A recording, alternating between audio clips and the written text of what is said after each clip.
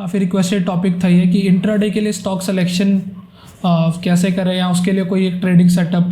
हम कैसे कर सकते हैं। ठीक है, तो गाइस फर्स्ट सबसे एक इम्पॉर्टेंट चीज़ इंट्राडे में देखो, ऑब्वियसली हम सबके पास रिसोर्सेज बहुत लिमिटेड है, राइट। तो हमको अपने रिसोर्सेज का बेस्ट यूज़ करना है। अगर आप इंट्राडे ट्रेडिंग करना चाहते हो, ठीक है, सबसे बेसिक ऑब्वियसली बहुत सारे इसके लिए स्क्रीनर्स भी होते हैं, नो डाउट, ठीक है, बट सबसे जो बेसिक तरीका है और सबसे मेरे को लगता है इफेक्टिव तरीका भी है वो, ठीक है, आप जो NSE की वेबसाइट पे जाओ, ठीक है, ये NSE इंडिया की वेबसाइट है, इस पे जाओ, ठीक है, इक्विटी एंड SME मार्केट में जाओ, ठीक है, यहाँ पे हमको टॉप गेनर्स और टॉप लूजर्स देखेंगे हमारे। Nifty 50 at the very list, अब निफ्टी 50 सेलेक्ट करो या निफ्टी 100 भी कर सकते हैं, ठीक है, बट मेरे हिसाब से अगर आप अपने अर्ली स्टेजेस पे हो, लर्निंग स्टेजेस आपका बहुत मतलब ज़्यादा नहीं है आपने, तो आप इनिशियली निफ्टी 50 को सेलेक्ट कर लो, क्योंकि इसमें लिक्विडिटी बहुत सफिशिएंट है, आराम से आप वो कर सकते हो। निफ्टी 50 में जाओ, एडवांसेस या डिक्लाइन सेट करो, ठीक है, देखो कि ओवरऑल बायस क्या है मार्केट का, ठीक है। जैसे सपोज यहाँ पे मैं लिख देता हूँ, ठीक है, जो आपका फर्स्ट वो होना चाहिए, फर्स्ट एम होना चाहिए आपका कि आप NSE की वेबसाइट में जाके या तो टॉप गेनर्स या टॉप लूजर्स इनको देखो कि क्या चल रहा है। सेकेंडली आप निफ्टी का डायरेक्शन देखो कि निफ्टी अप है और निफ्टी डाउन है, राइट। अगर निफ्टी अप है तो हमको सिर्फ टॉप गेनर्स को सेलेक्ट करना है, अगर निफ्टी डाउन है तो हमको सिर्फ लूजर्स को, टॉप लूजर्स को सेलेक्ट करना है, ठीक है। यहाँ से हम कुछ शॉर्ट लिस्ट करने का क्राइटेरिया क्या है, टॉप गेनर्स और टॉप लूजर्स में भी बहुत सारे स्टॉक होंगे ऑब्वियसली, तो हमको उसको लिमिट करना है। आप टॉप 3 सेलेक्ट, ये T3 3 स्टॉक्स को सेलेक्ट कर लो। मे बी अगर आप सपोज आपका बायस है कि आपको निफ्टी ऊपर जा रहा है, ठीक है, तो हमारा बायस हो गया कि हमको गेनर सेलेक्ट करना है। अब इन गेनर्स में से आप 3 स्टॉक को शॉर्ट लिस्ट कर लो,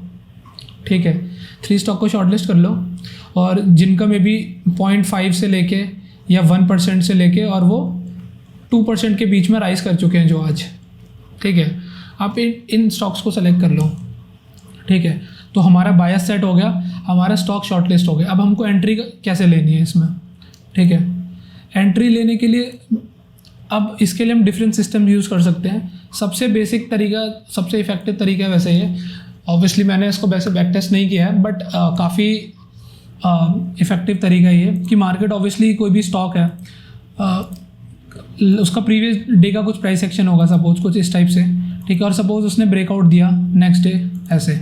ठीक है, ये हमारा may be previous day high था, अज्यूम कर लेते हैं कि हमारा प्रीवियस डे हाई था, राइट, ठीक है। अब उसने ब्रेकआउट दे दिया और हमारा सपोज यहाँ पे स्टॉक 1% अप है इस मोमेंट में, तो इस मोमेंट में आपको एंटर नहीं करना है, आपको क्या करना है, इसको थोड़ा सा नीचे आने देना है, नीचे आने देना है, और अगर ये नीचे आने लग जाएगा तो उसके बाद आपको फिबोनाची टूल लेना है अपना, यहाँ पे जाके यहाँ पे फिबोनाची रिट्रेसमेंट आता है, इसको लेना है, लो सेलेक्ट करना है इसका हाई सेलेक्ट करना है कुछ इस टाइप से, ठीक है, और कुछ इस टाइप से आपको लेवल्स यहाँ पे प्लॉट हो जाएंगे, ठीक है। ये मैंने अपने मेरे कस्टम लेवल्स हैं जो मैंने प्लॉट कर रखे हैं, बट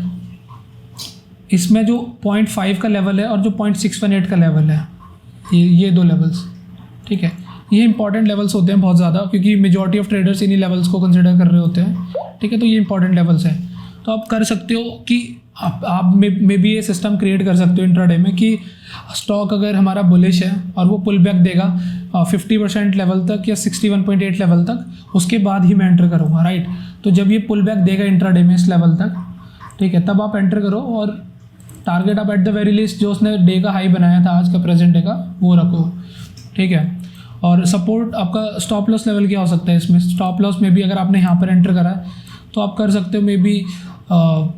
सबसे इजी स्टॉप लॉस और सबसे लॉजिकल जो स्टॉप लॉस होता है इस केस में वैसे वो होता है हमारा जो मार्केट स्ट्रक्चर है, हमारा जो एक्सटर्नल स्ट्रक्चर है इसका लो, राइट। जो प्रीवियस लो था हमारा, ये हमारा एक सबसे वो होता है लॉजिकल लेवल स्टॉप लॉस के लिए, और हम हायर टारगेट्स को हमारा ये मोटिव ये होता है, राइट। उसके बाद अगर आपको ये नहीं रखना है कि अच्छा ठीक है ये बहुत ज़्यादा वाइड है, मेरे को ये नहीं रखना है, थोड़ा एग्रेसिव ट्रेड करना है, तो आप कर सकते हो कि आपने यहाँ पे अगर पोजीशन एंटर करी है अपनी, तो जो फिबोनाची था हमारा जो ये था हमारा, तो ये जिसका 78.6% है, आप इसके नीचे रख सकते हो अपना, ठीक है, थोड़ा सा बफर देके स्टॉप लॉस, और डे के हाई को फिर से टारगेट कर सकते हो, ठीक है। तो ये जो सिस्टम है जो मैंने बताया, ये प्योरली हमारा हो गया फिबोनाची बेस सिस्टम हो गया, राइट, कि हम सिर्फ पुल बैक का वेट कर रहे हैं, हम और कुछ चीज़ नहीं देख रहे हैं, हम ब्लाइंडली एक सिर्फ स्विंग देख रहे हैं हमारा, कि हमने ये स्विंग कंसिडर करा है यहाँ पे, ठीक है, स्विंग कंसिडर करा है यहाँ पे, वहाँ पे हमने फिबोनाची यूज़ करा, प्राइस हमारे लेवल पे आया और हमने एंटर कर दिया। ये सबसे बेसिक सिस्टम है, ठीक है।